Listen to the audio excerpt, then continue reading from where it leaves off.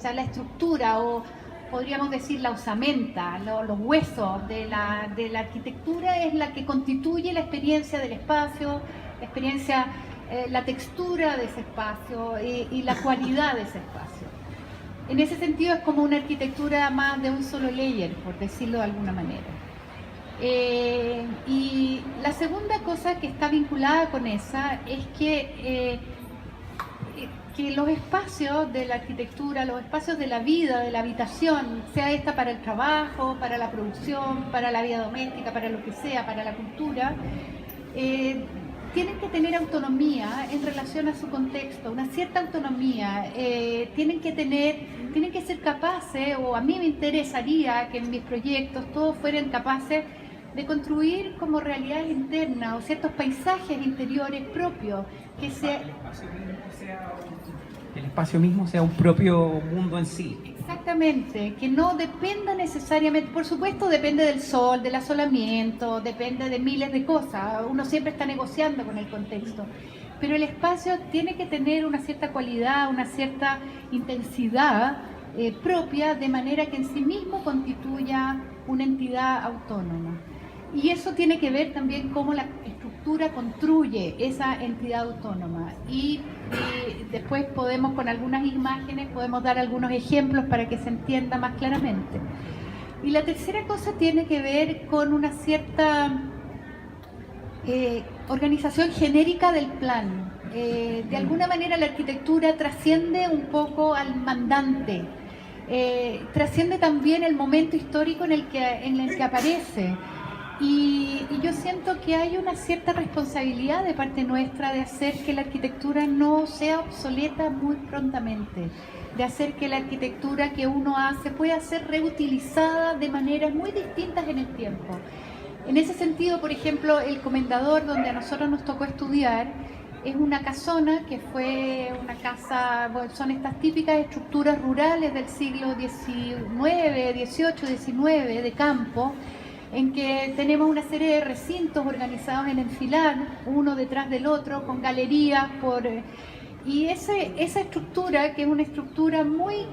básica, muy simple, muy sintética, ha sido casa de campo, ha sido hospital, ha sido religioso, ha sido universidad, y ha sido capaz de contener y de absorber y de acoger de una manera muy amable todos estos usos durante 200 años. Creo que ahí, en esa manera de esa arquitectura, que es una arquitectura que tiene una componente genérica, que además tiene una medida que permite esa componente genérica, para mí es súper interesante. Es la que la hace ser vigente, es la que permite que trascienda el tiempo, y en ese sentido hay una cierta atemporalidad de la arquitectura que a mí me parece relevante. Yo creo que es súper importante tratar de evitar estar siempre reproduciendo el cachirulo al momento, digamos. Te fijas ahí el gesto de moda, porque ese gesto de moda pasado mañana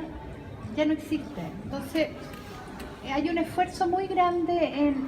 en construir esa condición más genérica, que es la que permite que la arquitectura sobreviva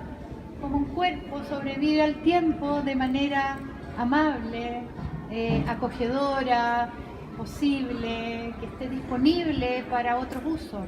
En el ámbito doméstico, por ejemplo, una casa puede partir con una familia nuclear, pero al final puede terminar con un par de padres solos, o con una madre sola, o con un padre solo, o con varias familias viviendo juntas, o convertido en una casa y oficina. O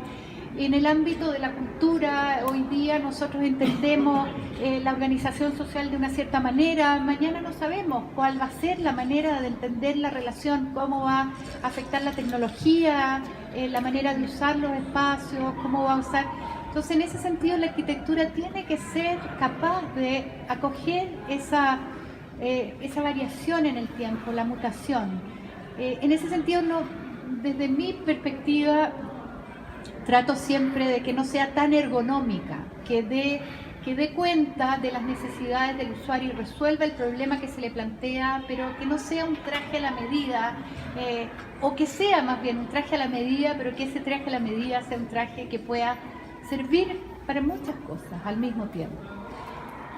Yo te diría que esas tres, que siempre los proyectos uno se mueve un poco en esos tres ámbitos.